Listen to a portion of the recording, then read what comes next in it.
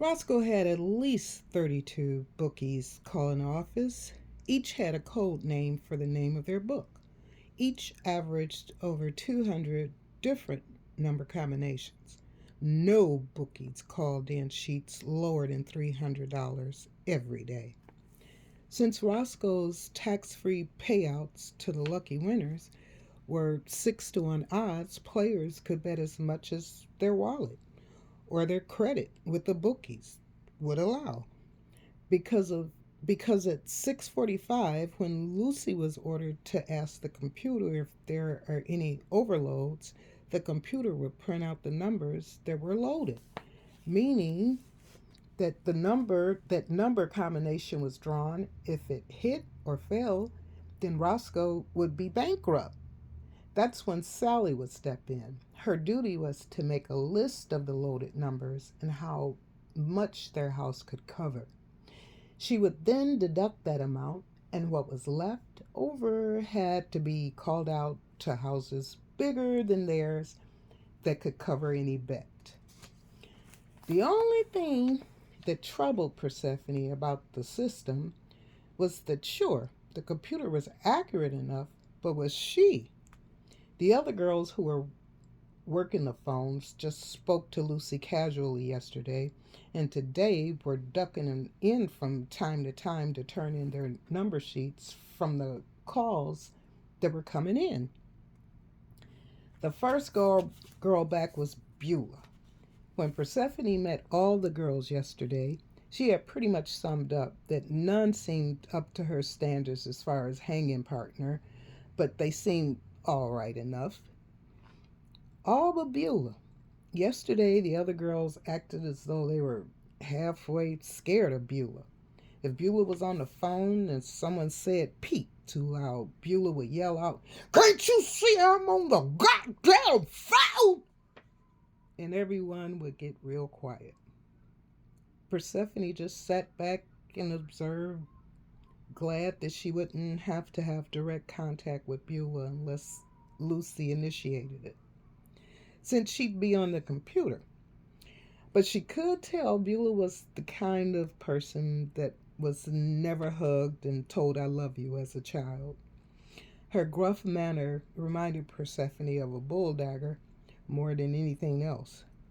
But Beulah had a man, and she made sure everybody knew that he could eat pussy so good he made her nipples pop.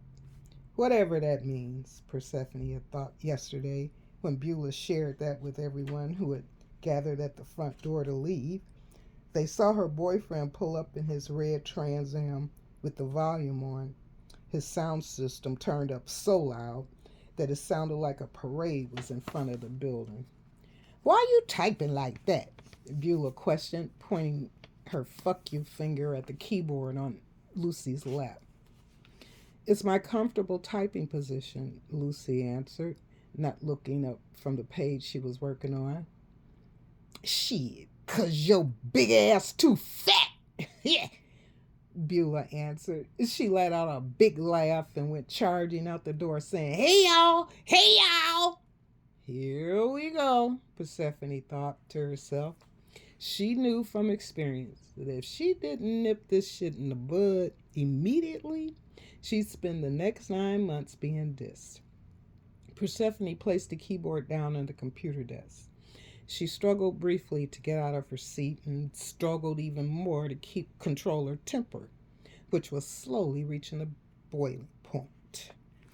By the time she made it down the short hallway, past the two doors of the checking room and the office, the sounds of all four women laughing could be heard.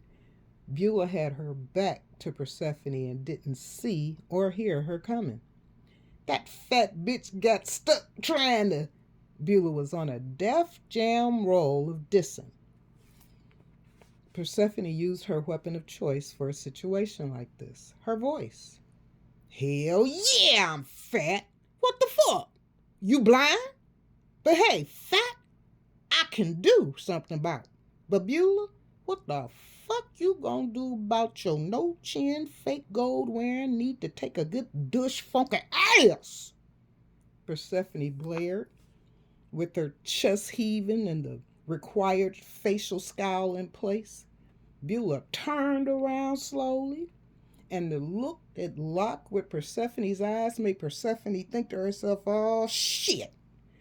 Just then, Sally came flying out the office, almost bumping into Lucy. The two women were locked in a stare down. Persephone's scowl did not falter. Y'all stop the bullshit and get back to work, Sally commanded. If any ass kicking is done in here, I'm kicking the winner's ass, all right? Persephone headed back to her room, but not until Beulah had headed for her desk first. A rule of the jungle, Persephone thought. Sickly. That she might have done more harm than good by trying to use a scare tactic to keep someone off of her. She flopped down in her chair as it let out a squeaky protest, placed the keyboard back on her lap, and tried to find the place where she had left off on the last bed sheet. Before she could get started again, Mona, one of the phone girls, came back to turn in her recent sheets. Mona sat down in the empty chair next to Persephone. Girl, Lucy, I'm so glad you checked that bitch. She all the time be fucking with everybody. She think we all scared of her after she almost killed that girl that was here before you. But ain't nobody scared of her, Mona said through laughs that she tried muffling with her hands. Mona was going on and on, but Persephone wanted to hear more. More about what Beulah was saying about the girl that almost got killed. When Mona abruptly left with an uh-oh, that's my phone. Sue, one of the other phone girls, came in moments later. Mona after Mona, and whispered in Lucy's ear, her pussy do be stanky. But she put her bed sheets in the end tray and was out. Then Sky came in, quiet, mysterious Sky, who only laughed and shook her head as she placed her bed sheets in the tray. Persephone had noticed yesterday, since she was seated behind her, that whenever Sky answered the phone, she would clear her throat and then speak a little above a whisper. There were 2 PCs set up in the computer room, and Sally mentioned that she should tell her if she felt she was getting backed up, but Persephone knew she could keep up just fine. At the end of the night, after the winning numbers were broadcast at 7:30 p.m., Lucy typed in the winning numbers and the word hit. The computer would print out which numbers hit, and the girls and Lucy would gather up the number sheets and paperclip the books together to begin the tedious checking process of seeing which book had the winning numbers. Each list had to be checked twice. Persephone went home that evening and worked up a program on her computer that would not only tell you which numbers hit, but what book held that number, the payout amount, and then at the bottom, a payout total for the day.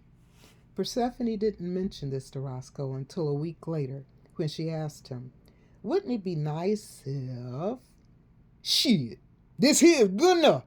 Y'all just have to look for the numbers. That's what I pay y'all for, was Roscoe's response to a new program. Shit, I paid over $5,000 for this motherfucker to hook me up with this system, and it worked just fine.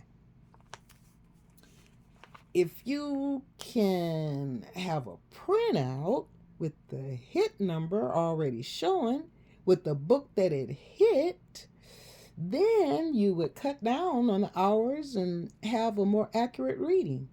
You'd still have your tapes for verification. Persephone tried to sound as unconcerned as she could.